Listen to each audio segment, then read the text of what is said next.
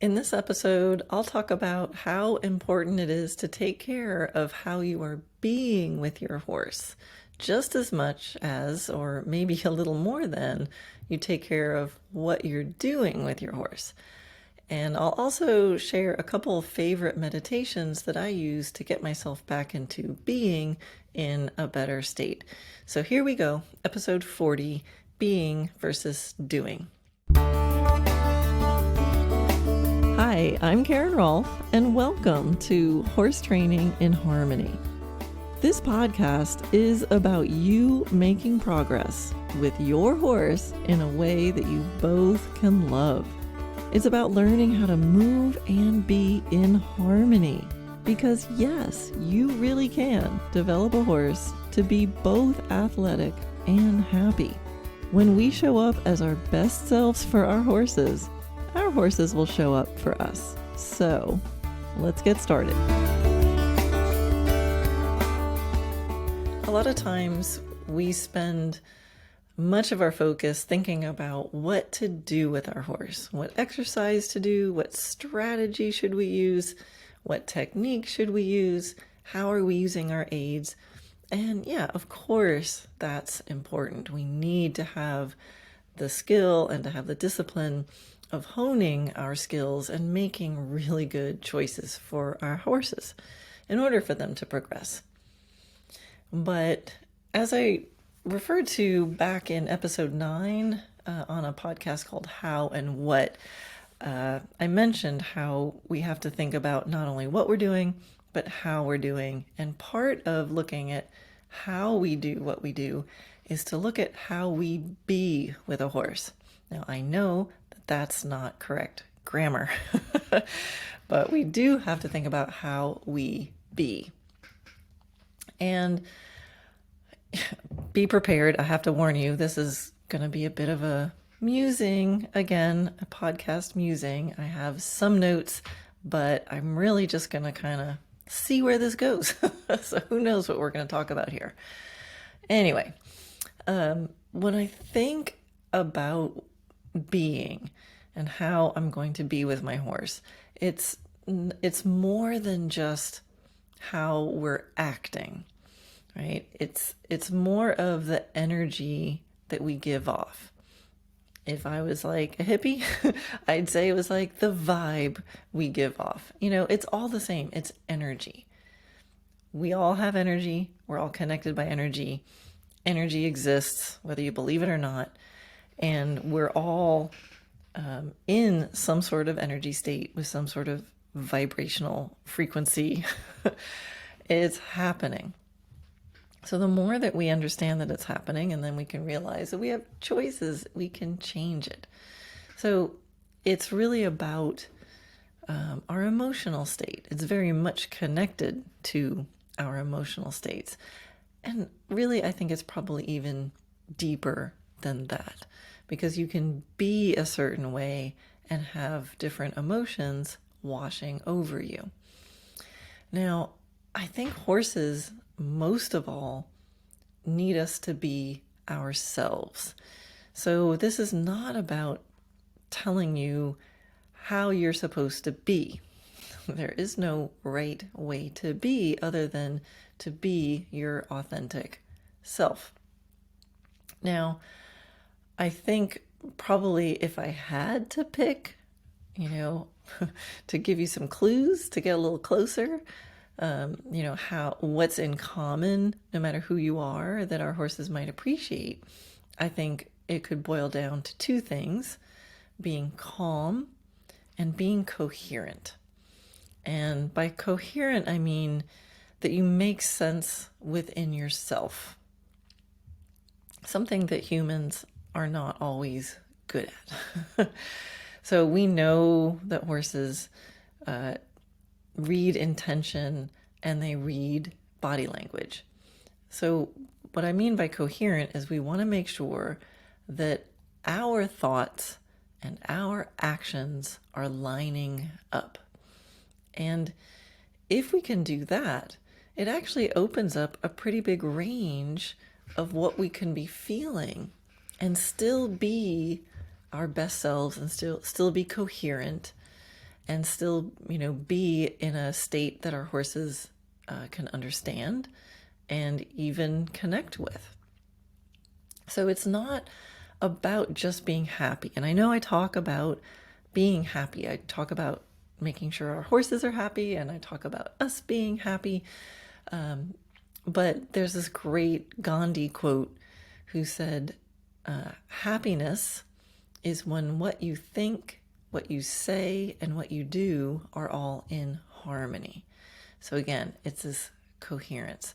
So I feel like we can be coherent, we can be happy even when we're sad. I know that sounds like it doesn't make sense, but it's about feeling the emotions fully, really feeling it. Because you can be sad or you can be grieving because if something really happened and what you're thinking and what you're saying and what you're doing all match because you're sad, then in a way, according to Gandhi, that's happiness. So we have to kind of play with that definition of happiness. It's not always tiptoeing through the flowers with the butterflies circling above your head like a Disney movie. It's something about feeling fully, and I know I've talked about this before. So I think the part that horses disconnect from is when we're feeling these weird, compounded, human, uniquely human states where we feel bad, we feel sad. So that's a real emotion. We feel sad, and then we feel bad about feeling sad, and then we feel mad that we feel bad about feeling sad, and then, we feel guilty for feeling mad about feeling bad about feeling sad. Can anyone relate, or am I sharing too much here? Is it just me? I don't think so. So I think when we start to compound emotional states like that, that's when our horses are like, what the heck? Who are you? And it really confuses them, and I think it makes them uncomfortable. Now, I'm sure there's some horses who feel that and go, hang on a second, you need me, and they'll actually come closer. Those are the really great, equine assisted therapy horses probably are like, you need me, I'm going to come in and just let you feel my energy.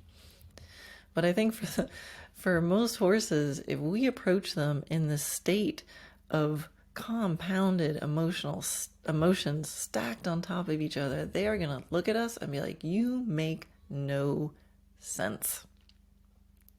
And they're probably going to want to get away from us, or they're going to shut down in some way, or get anxious, or whatever it is, however that particular horse deals with the confusion of body language and thoughts not lining up.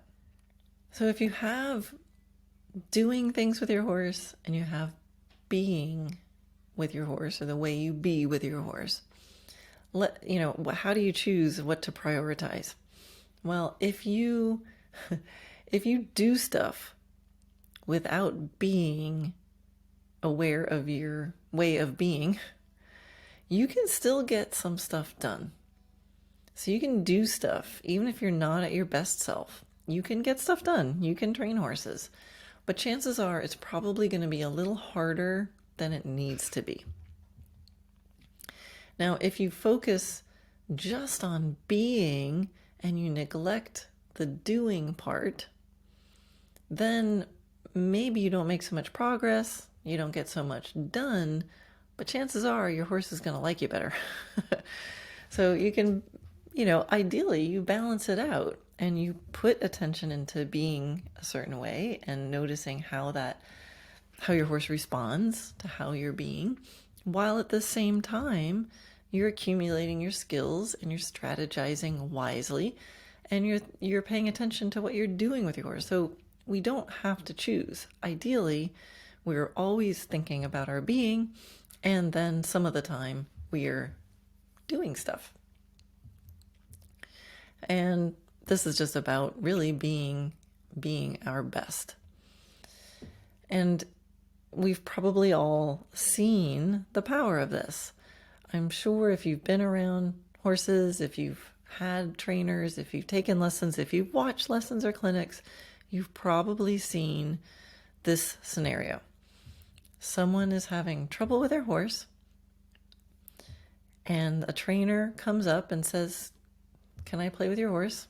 And can I help you? Like, let me ride your horse, or let me take the line for a moment." And they maybe get on or take the line, and then maybe they say a few things, and they talk for a little bit to explain what they're going to do. And it seems like they're doing nothing. And already the horse starts to change. So what is that, right? Nothing's been done yet. That only can be the horse picking up the energy state of how that new person is being. It's probably confidence related. It could be calmness related. I'm not sure what it is. And different horses will respond to different ways of being. But that's what's happening. Before even a technique is applied, the horse starts to change their state.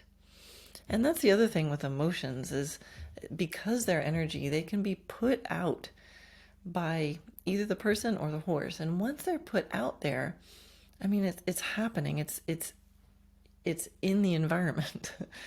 It's already being felt by everybody around you. So sometimes people will say, "Oh, I'm just feeling so frustrated. I don't know why I'm feeling so frustrated." And I'll often tempt the person to think about, is the frustration coming from you, or is it in the air? Because maybe you're feeling frustration not because you're frustrated.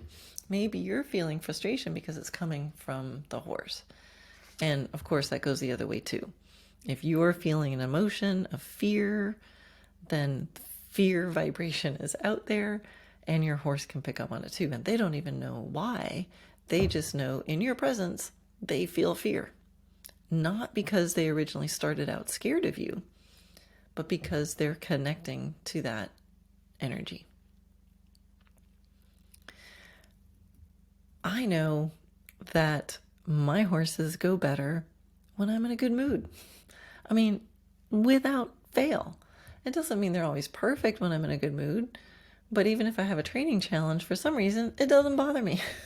It's still a good session, because from that state of mind, I can make better decisions. I can keep it all in context. I don't go into this piling up of, "Oh, that shoulder in was terrible, and that means I'm a bad rider, and oh no, I've put myself out there as a professional and I just had a bad shoulder in. What does it mean?" When I'm in a good mood, I go, "Well, that didn't work." And I can change it. I can do something today that'll make tomorrow better. And that's being in a state where you can apply the discipline of training. The discipline is do something today so that tomorrow's better. And I think when we forget that and we start going, "This moment is the only one that it has to be perfect now," that's when we start to pile on all this other stuff, because sometimes it can't be perfect today. But if you're in here's the paradox, if you're in this moment enough to realize that this is as good as it's going to get today, so just do something today that makes tomorrow better, now you're in a good state for training. Sometimes you want to be in the moment. That doesn't mean you have to make this moment perfect. Ooh, that's a lot of pressure. So when I find what I call a good mood, really the real good moods are not coming from a circumstance out there. Yay, my horse did a good shoulder in, therefore I'm in a good mood. No, it's the other way around.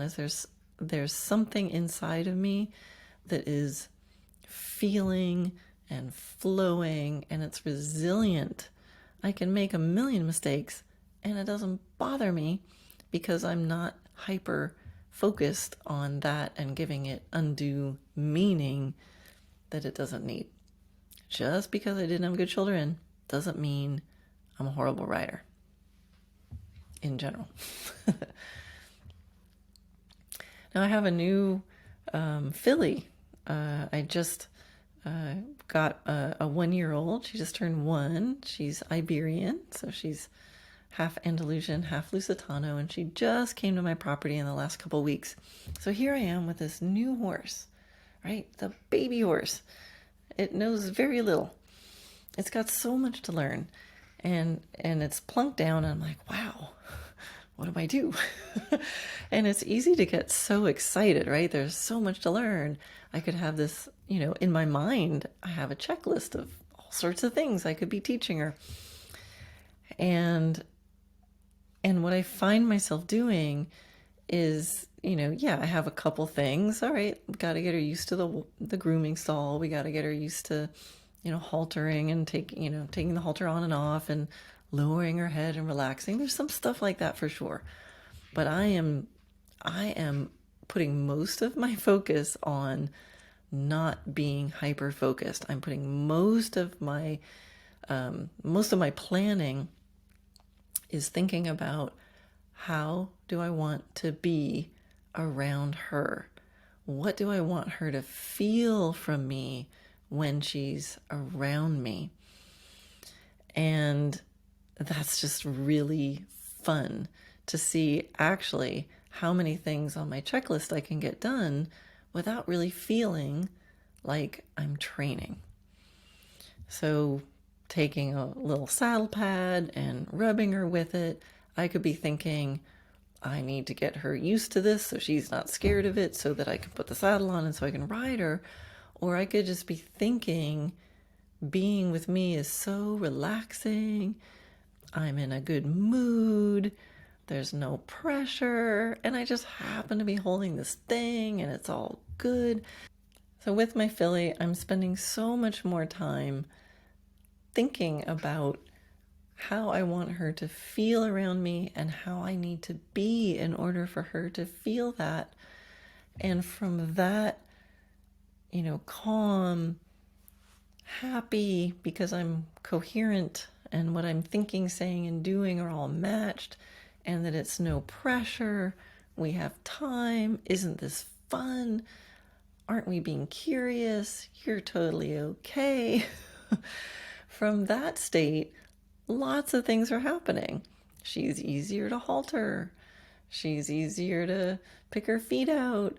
She stands still better. We go exploring. She's bolder. So there's so many things that are going well, and I'm actually on purpose not doing very much. We spend a lot of time together. We do a lot of stuff, but I'm not thinking about what I'm doing nearly as much as I'm thinking about how I'm being. So I thought I'd share just a couple techniques that I use when I feel like my being state is not so great and I want to get back into a better state. So there's 2 kinds of meditations that I do on a regular basis. One is, and I got this one from Michael Singer, who wrote The Untethered Soul. Highly recommend it. And he recommended doing 15 minutes twice a day, and you count your breaths to 20, and then you start over again. So I have to admit, I do not do this twice a day all the time, but I do it as I need it. And what I love about this meditation is the simplicity of it. Number one, it's drawing attention to the breath, which is just a great tool for changing your state. But I love it because it gives you something to be paying attention to. I mean, that's the whole point of meditation, is taking control of your attention and your focus. And by counting the breaths, it brings you into your body. It brings you in the present state. It occupies you from thinking about other things. But it makes you you can't just like zone out, because you got to keep counting and you got to keep track of when you get to 20, you start over again. And I love that because I want to practice being in this state while I'm out there in the world doing stuff and having to pay attention to stuff. So the other thing that I really took me a long time to learn about meditation is it's okay if your mind wanders. Of course your mind is going to wander. That's why meditation was invented. So to not feel bad if your mind wanders during it, but that's the whole point. It's like, yay, I get to practice bringing it back. Yay, I get to practice bringing it back. It's not about, can you just land there and meditate? If you can do that, you're done. You probably don't have to. But you're doing it for the sake of practicing it. And so often what happens, I have my own rule with this, is if my mind wanders, I start back at 1 again. So that's my own variation. So often when I do this, it sounds like this. 1, 2, squirrel. 1, 2, large blank period of time. 5 minutes later, I realize I'm thinking about my next podcast or a video I want to make. 1, 2, 3, large blank period of time. A few minutes later, I realize I'm thinking about what I need at the grocery store. Realize that, come back. 1, 2. Sometimes I'll spend all 15 minutes. I don't get past number 5. And if that happens, I go, wow, it's a good thing I'm here, because boy, did I need this. But if you can just play with that and not beat yourself up when your mind wanders, and just start at 1 again as many times as you need, you'll see it'll get better. And if you can get in that groove where you can count to 20, oh, that's the other thing I'll do. I'll find myself counting to 30. I'm like, whoa, I was supposed to start over again. So notice and be amused, and just see if you can do that. Start 1. Sometimes I'll count the in and the out. That way my brain doesn't have any downtime to slip in. I go 1 out, 2 in, 2 out. And I find sometimes I'll even, if I'm really distracted, it'll sound like this. 1 1 1 1 in, 1 1 1 1 1 out, 2 2 2 2 2 in, 2 2 2 2 2 out. And I have to say the numbers like that, because if I give my brain even a little space, squirrel, it'll go somewhere else. So I'll literally count 1 1 1, however many counts it takes me to breathe in and how many counts it takes me to breathe out. So anyway, those are some little variations that I do for myself. And I love the feeling when I get into a groove and I can repeat 1 to 20 and then 1 to 20 and 1 to 20. 15 minutes is like amazing. So that's one. And the other meditation that I'll do is one that I got from a book called The Open Focus Brain. It's an open focus meditation. So the book, I'll leave a link to it in the show notes. So if you go to my website for the podcast and click on the episode, there'll be links. It's a book by Les Femi and Jim Robbins. It's called Open Focus. And this is really cool because he was a scientist, and he wanted to like hack meditation and figure out the quickest way to get to a meditative state where his brain waves were the same as like the monks who had, been meditating their whole lives, and getting into what is alpha brain waves, or what he called alpha synchronous. I'll let you guys read about it. But the open focus meditation is when you focus your attention on the spaces between things. And in the book comes with a CD, and you can Google open focus meditations. You can find them on YouTube. And I love doing guided meditations with this. So in the open focus guided meditations, they have you put your attention on spaces between things, the space between your eyes, the space between your eyelid and your eye, the space between your fingers, the space between you and the wall, the space between you and the moon. I mean, it can go really big or really small. The space between your skull and your scalp, the space, the space between your cells. So, different guided meditations go either big, the space between you and the walls of your room or the universe, or they go really inside. But in my experience, the open focus, when you concentrate on the space between things, your brain has a lot of trouble with that.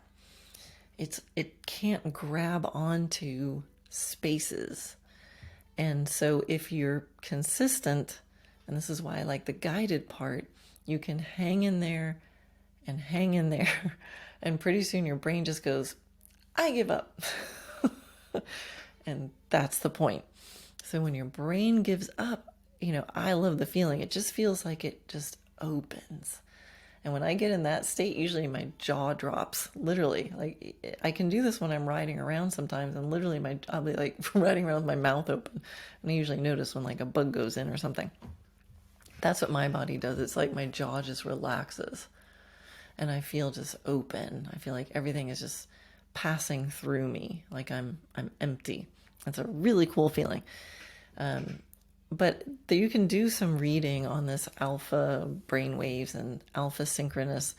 There's lots of different stuff on it, but what I love about it is I feel like as I become empty, I feel like that energy connecting between all things passes through me, and it's like I'm not in its way. So I feel like I'm just part of the whole. And that meditation has gotten me there more consistently than any other kind of meditation I've done. I've done some pretty cool meditations. I went to Mexico to Teotihuacan with Don Miguel Ruiz, who wrote the Four Agreements. He's a shaman. And we did some meditations on top of the Pyramid of the Sun that were like, they were pretty crazy. So that was cool. But the open, you don't always have a shaman around to take you there. But this open focus meditation I found it's almost like a meditation hack. And it's really cool. But I recommend starting with the guided meditations. And then once you get the hang of it, you can do this at any time. And it's amazing how quickly it can change. So if I'm with a horse and I feel like I'm getting kind of locked up or very narrow focus, and I want to just kind of get that warm, fuzzy, open focus, and you can just look around and like think of the space between the leaves, think of the space between the blades of grass, think of the space between your arms as you're riding. Think of, once you get the hang of it, you'll be able to take it with you and can start to get into it, drop into it more quickly. So I hope that gives you some things to think about and some tools. I think I want to reiterate again, it's not about being this like great spiritual being or this Zen monk, who's perfect at all this. It's about being you and letting your bubbliness bubble, letting your, calm groundedness be grounded, letting your whatever it is about you, let it be. Let you be you. Be more you. And just let it flow. And again, watch out for those piling on emotions. And the more you can just be you, and you can have your thoughts and your words and your actions match, and you can let it flow, your horse is just going to understand you better for sure. And I think then when you actually do stuff, you'll get better results. And the best news about all of this is practicing your way of being is something you can do all the time, even if you're not with your horse. You can practice it all the other hours of the day that you're conscious and not with your horse. You can practice being however you want to be. So anyway, I hope that helps. I hope it helps you balance the doing and the being. You got to do, you got to be. Doobie doobie doobie. Maybe that's it. Doobie doobie doo. Be doobie doobie. Anyway, I think it's time to end the podcast. Let me know what you think. Remember, as always, go to Dressage Naturally on Facebook group. Let me know what you think.